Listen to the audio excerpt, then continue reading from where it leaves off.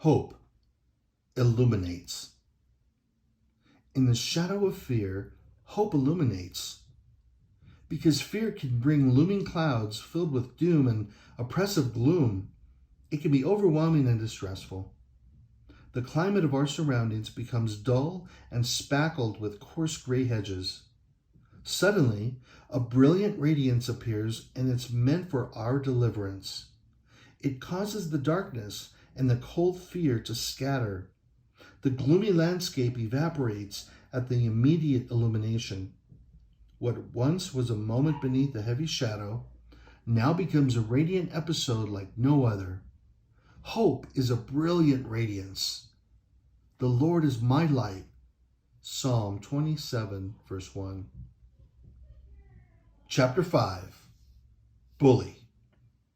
In 1987, I received a shocking phone call from my childhood best friend. Jesse Syons was my pal who stood by my side through elementary and junior high school years. We both lived in East Los Angeles and in the same neighborhood, the city called Huntington Park.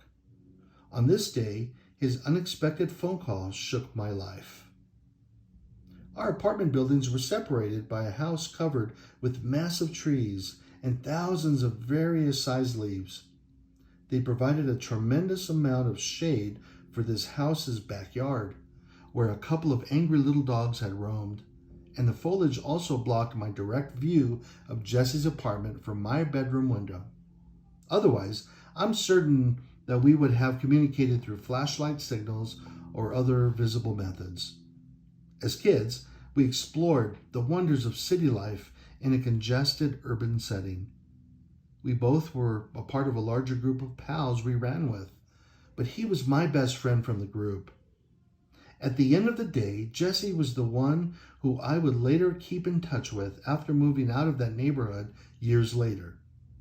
We swapped Vans sneakers when they first became a popular line of casual footwear, and shocked our junior high peers with our captivating style. We both definitely rocked our 1980 to 82 years by unique designs this line of footwear had offered. One time, we swapped one shoe for the day, Vans of course. I wore his left and he wore my left. My pair at the time were dark blue canvas tie-ups with white laces, and his were stark white canvas slip-on style. We each wore one white and one blue shoe the entire school day. We were bold like that and bucked the trends. One day as sixth graders, we walked to school together and each held our Bibles proudly along the sidewalk. He had recently given his life to Jesus. Jesse heard about my Lord through the same Bible stories I was told, and he realized a Savior was what he needed, even as a sixth grader. He heard the same music that I had listened to and liked it. Songs from Keith Green, Leon Patillo, and the Resurrection Band were some of my favorites. Jesse related to the lyrics, and they had a special meaning to him. I think Jesse was a softie on the inside. He revealed a sensitive and caring heart when we were not around the group of guys. After all, the Jesse that mostly everyone else knew was a fighter who wouldn't stand down from anyone, no matter the size of the opponent. And because he was into boxing, he could deliver punishment with his fists at will. He usually reserved that side of him for bullies. He didn't like them. In the middle of my freshman year of high school, our family moved out of the unruly streets of East Los Angeles to an inland suburb on the outskirts of LA County. I left behind the streets I roamed for over 10 years as a youngster, and also moved away from my pals I grew up with, including Jesse. We kept in touch with phone calls and visits on some weekends, but at some point later in our high school years, we lost touch. Those things happen. We would always be close pals, no matter the distance circumstance. Shortly after my high school graduation in 1986, I moved 2 hours south to live with my father in San Diego. Living with divorced parents had its disadvantages and some holes to fill, so I jumped at the opportunity to live with him and sort of catch up, make up for the lost time that every other weekend could not satisfy in my younger years. It was during 1987, while in San Diego, when I received a call that disturbed me. It was from Jesse, my pal from those early days exploring East LA adventures. After a few words, he got right to the point of his call. He began to tell me how he was afflicted with aggressive cancer in his stomach area. A tumor had grown to the size of a softball, was how he described it to me, and he needed intense treatment that included surgery. My heart sank deeply. My mind raced back to memories of seeing his smile and how he would have no problem facing a bully or two. This was no different. Only this time the bully was not some punk who picked on a weaker person or who called someone nasty names to hurt them. No, this time it was end-stage cancer that served a full-course meal of misery to my best friend's life. I hate it when that happens. It didn't take more than a day for me to jump in my truck and drive north on the I-5 freeway for a couple of hours. I couldn't get to the hospital soon enough and reunite with Jesse. When I reached the busy LA traffic, I knew I was not far away. Finally, I pulled into the hospital's parking structure and found a spot. As I walked impatiently through the brightly lit halls, I felt a nervousness invade my heart. Suddenly, my emotions became stale and a lifeless gaze fell over my face as if I inadvertently pulled the mask down to conceal my real identity. The elevator ride to his floor was so quiet I could hear paint dry. Oddly, I sensed the reality of what was about to occur.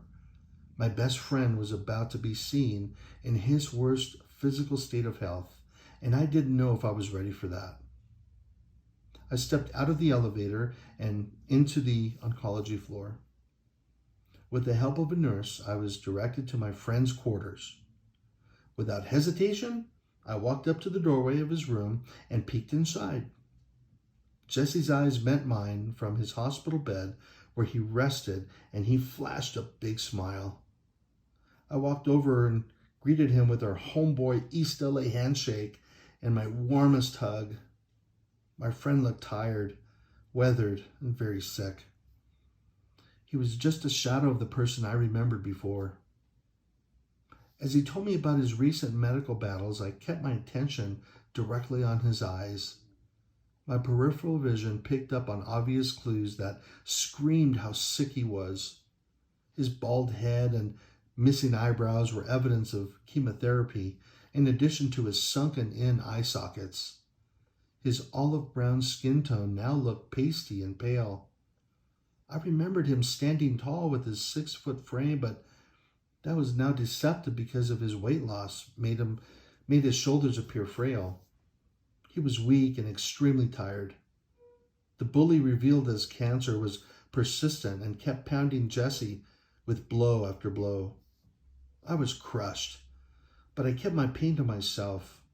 Instead, I grinned and I listened with a heartfelt intention to understand every detail.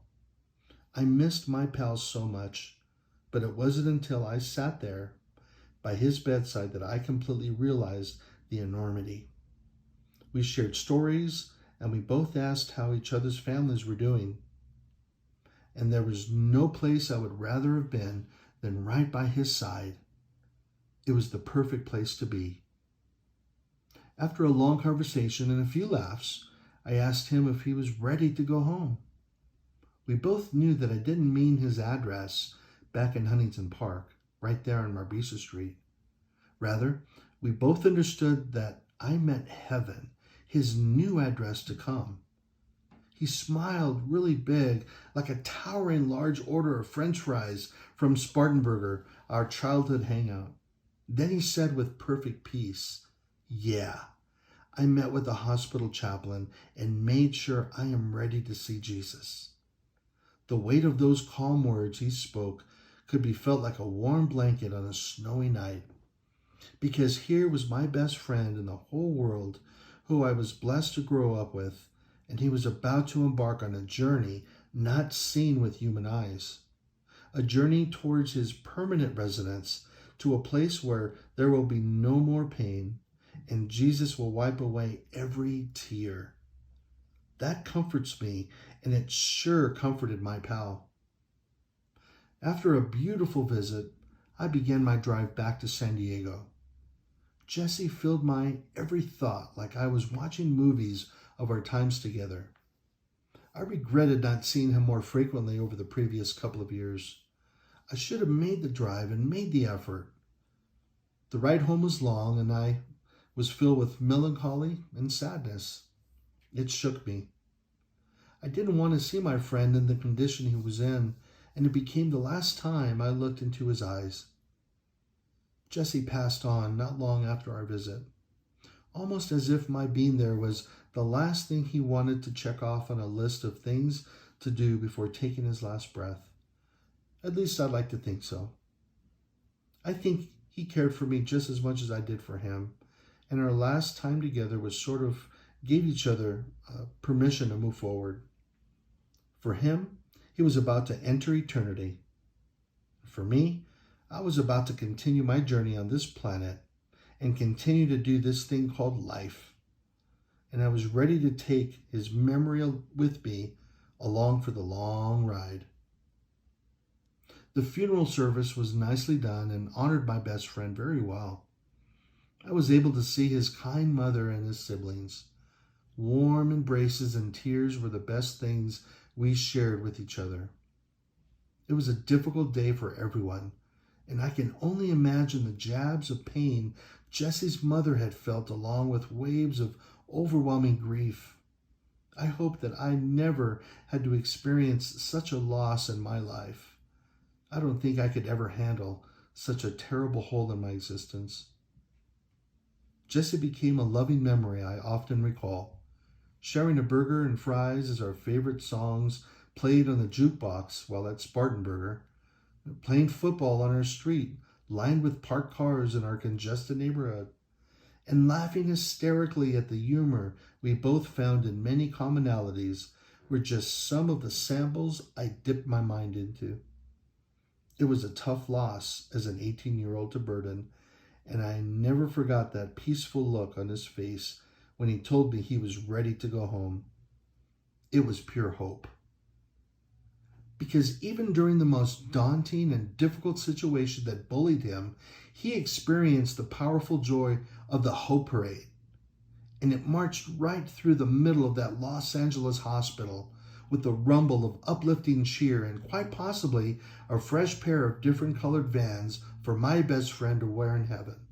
One white shoe and one blue shoe, of course.